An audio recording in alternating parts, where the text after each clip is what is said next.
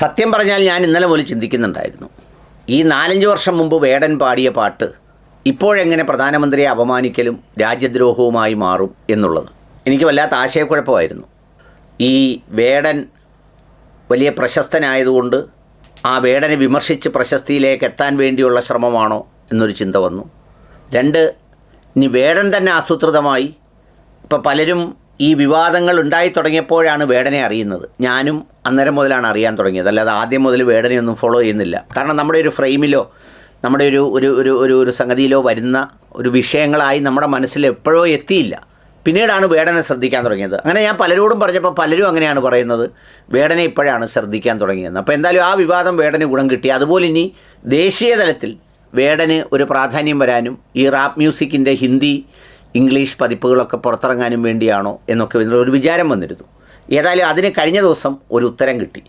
ആ ഉത്തരം വളരെ രസകരമാണ്, പിടിച്ചിരുന്ന് കേൾക്കണം. മധു അട്ടപ്പാടിയിൽ മധു വിശന്നു വലഞ്ഞ് മധുവിന്റെ കാര്യങ്ങൾ ഇതേ പാട്ടിൽ പറയുന്നുണ്ട്. ഇപ്പോൾ മോദിയെ അല്ലെങ്കിൽ പ്രധാനമന്ത്രി അധിക്ഷേപിച്ചു എന്ന് പറഞ്ഞുകൊണ്ട് പരാതി നൽകിയിട്ടില്ല. ഇതേ പാട്ടിൽ തന്നെ വേടൻ പറയുന്നുണ്ട്, കാട് കട്ടവന്റെ നാട്ടിൽ ചോറ് കട്ടവൻ മരിക്കുന്നു പറഞ്ഞാൽ മധുവിന്റെ കാര്യം കൃത്യമായി തന്നെ വേടൻ പറഞ്ഞു. മധുവിന്റെ പേരെടുത്ത് പറഞ്ഞ് പറയണം. മധുവിന്റെ കാട് കട്ടവന്റെ നാട്ടിൽ എന്നല്ല പറയണം. മധു എന്തിനാണ് മരിച്ചത്? ആ മധുവിനൊരു മോചനം. ആ മധുവിനെ പോലെ നിരവധി മധുമാരുണ്ട്. അങ്ങനെ പാടണം. അതായത് ഈ കാട് കട്ടവന്റെ നാട്ടിൽ ഈ ചോറ് കിട്ടാതൊരുത്തൻ മരിച്ചു എന്നൊന്നും അല്ല പറയേണ്ടത്. പിന്നെ പിണറായി വിജയൻ സഖാവിൻ്റെ സംസ്ഥാനത്ത് മധു മരിച്ചു, മധു മരിച്ചു, മധു മരിച്ചു, അങ്ങനെ പാടണം. അങ്ങനെ പാടിയെങ്കിലേ നമ്മുടെ കൗൺസിലർ അതിനകത്തൊരു തൃപ്തി വരുവുള്ളൂ. മധു മധു മധു എന്ന് എടുത്ത് പാടണം എന്നുള്ളതാണ് ഒരു കാരണം. അത് പാടാത്തത് കൊണ്ടാണ് ഈ പരാതിക്ക് ഇടയായ ഒരു സംഭവം. തീർന്നില്ല. ആ മധുമാരുടെ മോചനത്തിന് വേണ്ടിയിട്ടാണ് റാപ്പർ വേടൻ. മധുവിന്റെ കാര്യം കൃത്യമായി തന്നെ ഇത്തരം പാട്ടുകളിലൂടെ വേടൻ പറഞ്ഞു പോകുന്നുണ്ട്.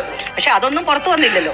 ഇതേ പാട്ടിലുണ്ട്. ഇപ്പോൾ ഈ പറയുന്ന 2020 വന്നിട്ടുള്ള അതേ പാട്ടിനകത്തുള്ള വരിയാണ് ഈ കാട് കട്ടവന്റെ നാട്ടിൽ ചോറ് കട്ടവൻ മരിക്കുമെന്ന് പറയുന്ന മധുവിനെ കുറിച്ച് പറയുന്ന വാക്കുകൾ കുറച്ചുകൂടെ സ്ട്രെസ് ചെയ്തിട്ട് വേടൻ പാടേണ്ടിയിരുന്നു മധുവിനെ കുറിച്ച് ഇങ്ങനെ സൈലന്റ് ആയിട്ടല്ല പാടേണ്ടിയിരുന്നത്. ബഹുമാനപ്പെട്ട പ്രധാനമന്ത്രിയെ കുറിച്ച് ഹൈലൈറ്റ് ചെയ്ത് ഉറക്കെ പാടിയപ്പോൾ മധുവിനെ കുറിച്ച് പതുക്കെ പാടി. അതെന്തിനാണ് മധുവിനെ കുറിച്ച് പതുക്കെ പാടിയത്?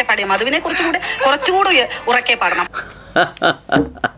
അതായത് മധു റാപ്പർ മ്യൂസിക്കിൽ പാടിയത് ഉറച്ചല്ല, കാട് കട്ടവൻ്റെ നാട്ടിൽ ചോറ് കട്ടവൻ മരിച്ചു, ഇങ്ങനെയാണ് പാടിയത്.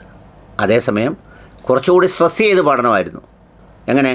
കാട് കട്ടവൻ്റെ നാട്ടിൽ ചോറ് കട്ടവൻ മരിച്ചു, അങ്ങനെ ഉറക്കെ പാടണം. എന്നിട്ട് അതിൻ്റെ ഇടയിൽ ബാക്ക്ഗ്രൗണ്ടിൽ നിന്ന് മധു മധു മധു ഇങ്ങനെ വരണം.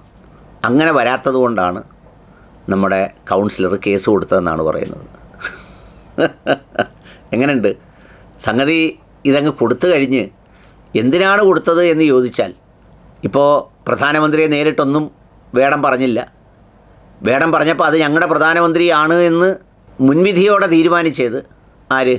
നമ്മുടെ മിനി കൃഷ്ണകുമാർ. പിന്നെ അത് കഴിഞ്ഞ് അതിൻ്റെ കുഴപ്പം എന്താണെന്ന് ചോദിച്ചപ്പോഴാണ് അന്ന് പറഞ്ഞത് അതിനകത്ത് മധുവിനെക്കുറിച്ച് എന്തേ ഒന്നും പറഞ്ഞില്ല. മധുവിനെക്കുറിച്ചും പറഞ്ഞിട്ടുണ്ട് എന്ന് പറഞ്ഞപ്പോഴാണ് പറഞ്ഞത്. മധുവിനെക്കുറിച്ച് അങ്ങനെ സൈലൻ്റായി പാടിയാൽ പോരാ. അങ്ങനെ ഒരു പാട്ട് കേട്ടിട്ടുണ്ടോ? സൈലൻ്റായ പാട്ട് എന്ന് പറയുമ്പം നിങ്ങൾ വല്ലതും കേട്ടോ? അപ്പം അങ്ങനെയാണോ ഈ വേടൻ പാടുന്നത്? നിശബ്ദമായ പാട്ട്, അങ്ങനെ ഒരു പാട്ടുണ്ടോ? പാട്ടിന് ശബ്ദം ഉണ്ടെന്നാണ് നമ്മളൊക്കെ കേട്ടിട്ടുള്ളത്. അല്ലെങ്കിൽ ആത്മനിർവൃതിക്ക് വേണ്ടി ആത്മാവിനോട് പാടുന്ന പാട്ടിനേ ഉള്ളൂ ശബ്ദമില്ലാത്തത്.